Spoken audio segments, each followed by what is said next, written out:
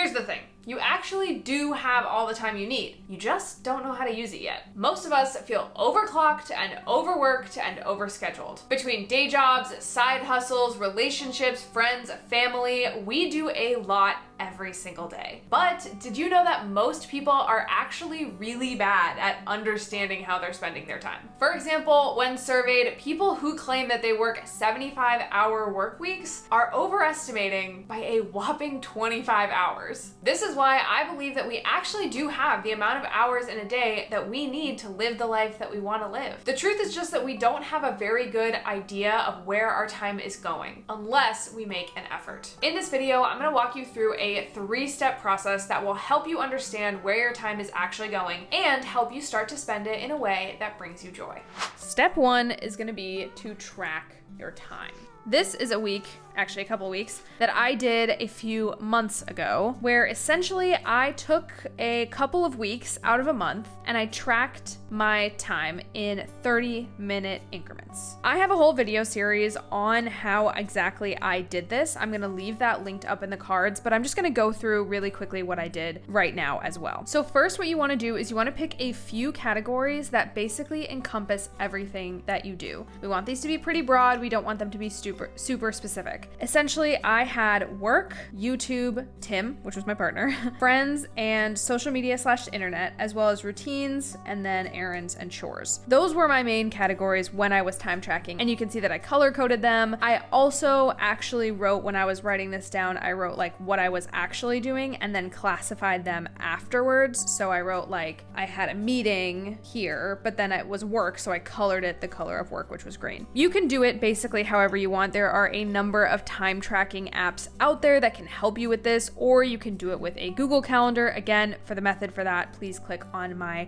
video up in the description. I incorporated my Google Calendar into how I did this as well. So create your categories and pick your time tracking method, and then be brutally honest about your time spent. So don't just put an 8-hour chunk called work on a day that you're supposed to be working. Actually get in there and identify if you were working or if you were watching an episode of Bridgerton during your workday. So for example, this is a workday in my life, this Thursday. I was honest with myself and I was like, look, I was doing YouTube work at between 10 and 11. That was what I was doing during that time. The rest of the time, yeah, I had some meetings that I was doing, I had some work that I was doing, I had lunch, but during that time, I wasn't just working, I was at work, but I was actually doing YouTube. So you want to be really honest about what you are actually getting done, because if you're not really honest, you're not going to have much usable data by the end of this method. Because if you put, oh, I was in meetings, but you were really like watching Bridgerton while you were half listening to a call, you're not really getting a full picture of how you were actually spending your time. Step 2 is to review and reevaluate. So you can see over here on the sidebar, I did a quick tally of how exactly I was spending my time. Once you have time tracked and you have a good picture and then you have the tally of how you were actually spending your time, you want to ask yourself a few key questions. First, ask yourself, how did the way you spent your time surprise you? For example, a big surprise of mine was how much time it was taken up by social media. You can see here I have a bunch of hours where I was just dawdling on social media, and I was really genuinely shocked to see that it was almost 10 hours per week. That's a lot of time. And it's also not something that was bringing me joy. Then you want to ask yourself, what areas of time did you overestimate? What areas of time did you underestimate? For me,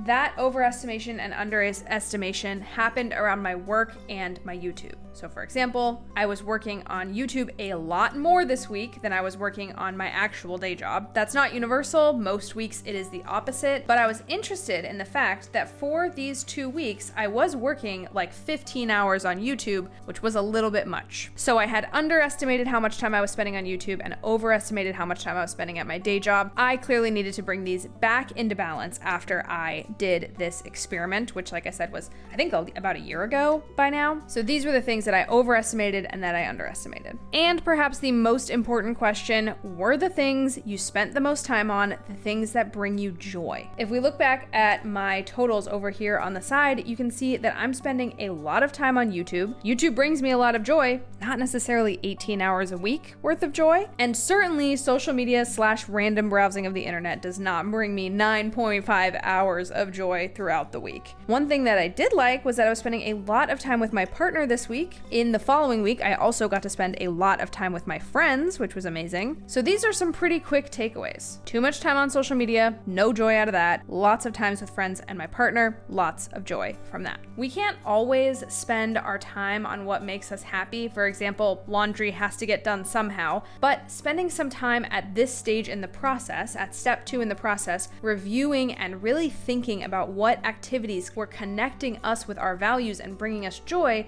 is super important, because we can get a full picture of like, oh my God, my life, the precious hours I have in a week are being taken up with stuff that actually means nothing to me. If that's what you found from this review process, now you know that you need to be making some serious changes so that your week doesn't feel like a waste of time. The next step is creating a realistic, ideal week.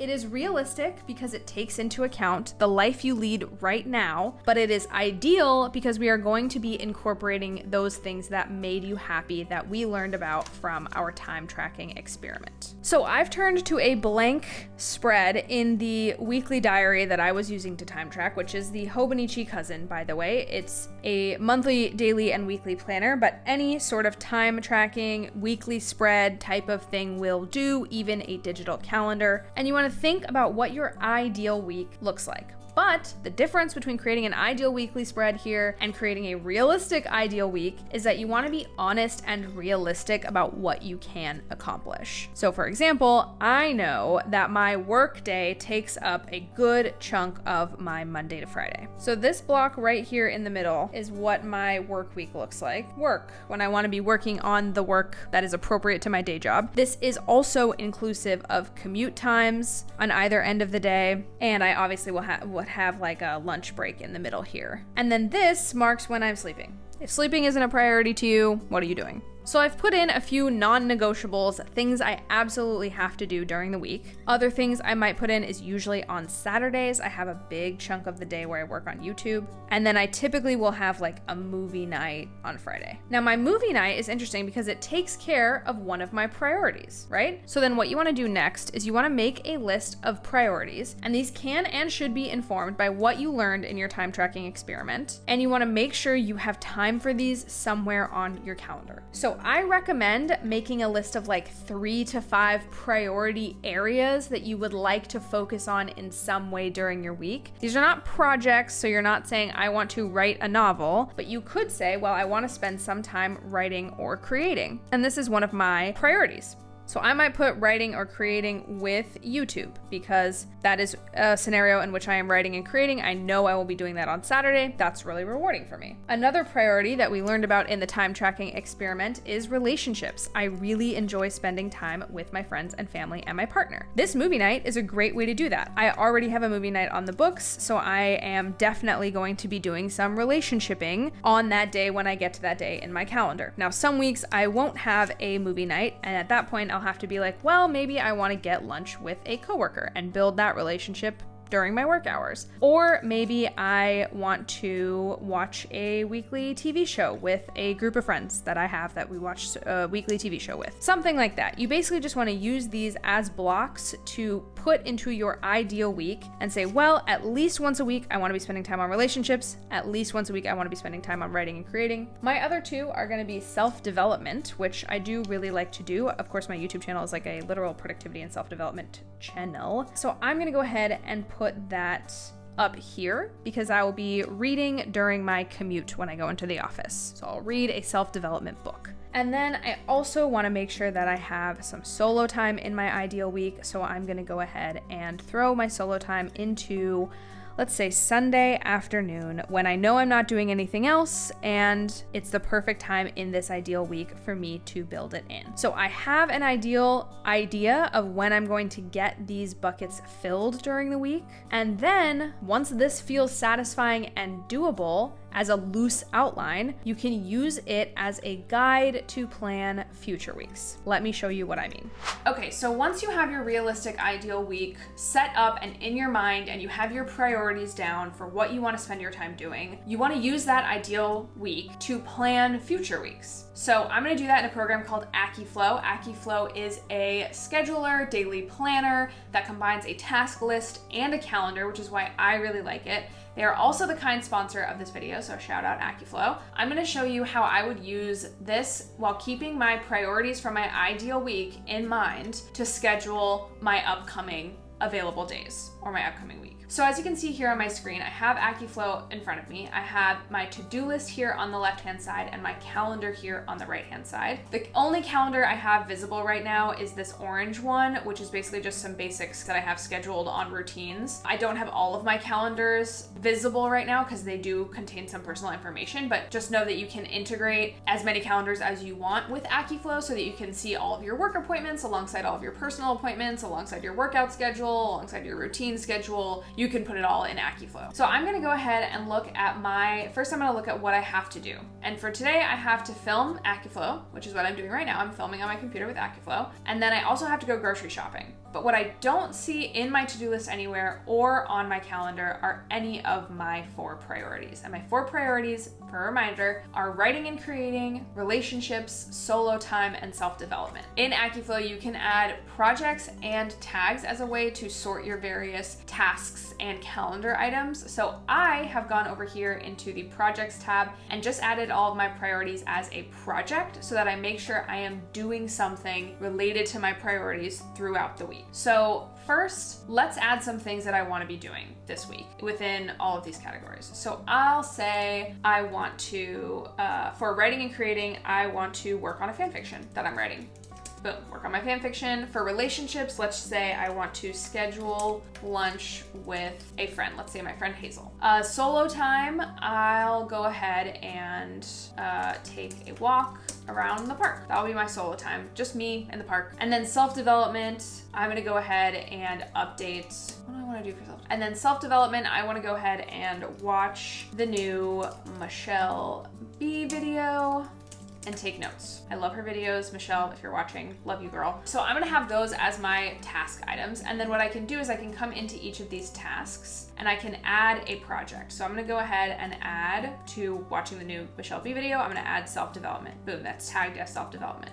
And I can add for taking a walk around the park, solo time, and so on and so forth. I do have other projects in here that I do use. So for example, grocery shop would be like a routine. That would technically be the project it would be sorted into. But I wanna make sure that I have my priorities front and center because I'm gonna do my routines anyways. I don't necessarily need the reminder to do my routines, but it's nice to have everything sorted in one place anyways. I just do need the reminder to work on my priorities. So let's schedule all of these out. So I'm filming the AccuFlow spot right now. We're filming it together. So I'm gonna drag and drop that onto my calendar. AccuFlow makes it super easy to just drag and drop the tasks that you have onto your calendar so that you can see immediately what you have coming up next. Then grocery shopping, I'll probably take a short break and then grocery shop after I film the AccuFlow spot. And you can see with grocery shopping, it has this little hashtag next to it that indicates what project it belongs to. So here is the fun part about scheduling our priorities and making sure we have time for them this week. I can see that I have time on Tuesday evening. I don't have time on Monday, I'm doing laundry, but I have time on Tuesday. I'm gonna go ahead and plug in working on my fan fiction on Tuesday. And then I can open this up and do a number of things with it. I can add a description here. So maybe I add a link to the Google Doc where my fan fiction is located. Maybe I add a link to where it's posted. And I could also even open this up and just start working on the fan fiction. So I could just start writing here if I wanted to. But another cool thing that I can do is I can come up to here and I can click on this lock icon. Now if I unclick it, if I click this little X, you can see it shows it's unlocked. And then if I click it again, it's giving me the option to lock this in my calendar. So if I click on that, you can see it says appointments. It's put into my appointments calendar, which is a Google Calendar that I have synced together with AccuFlow. And this means that this task, work on fan fiction, will now appear in my Google Calendar, which is great. So I can see what I'm doing for my writing and creating priority from my Google Calendar, whether or not I'm actually in AccuFlow, which is awesome. So you can see I've just scheduled my other priorities in throughout the week, and then I can go back to my today view and just see what I have to do today. And then when I get to tomorrow, it'll be the same thing. I'll be able to see which priorities I am taking care of that day. And I want to make sure all of these are locked to my calendar. You can really do a lot with AccuFlow. You can sync your task management system with it so that your tasks from like a Todoist or something else appear in AccuFlow for you, and then you can just drag and drop those onto your calendar. So you can do a lot, and if any of this seems overwhelming, AccuFlow also offers one-on-one user onboarding, which is really, really helpful. You can just call them up as part of the service, and they will help you get your schedule and your task list into AccuFlow the way you want it in there. So that is super helpful, and like just makes AccuFlow really easy to start up and start using right away. Like I said, AccuFlow is sponsoring this video, so if you are interested, please check out the link in my description box below. Otherwise, I hope you can see how you can use a calendar app to just schedule out your ideal week with your priorities in mind, because those priorities are really what you want to be making time for at the end of the day. So we want to make sure they are put on your calendar, because once they're put on your calendar, that is where they will be respected.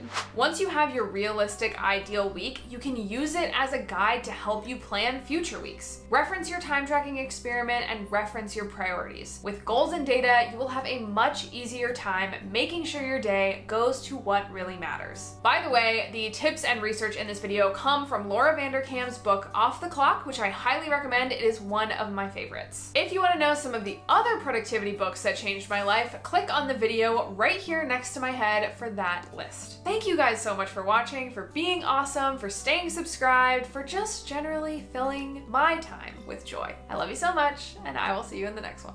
Bye.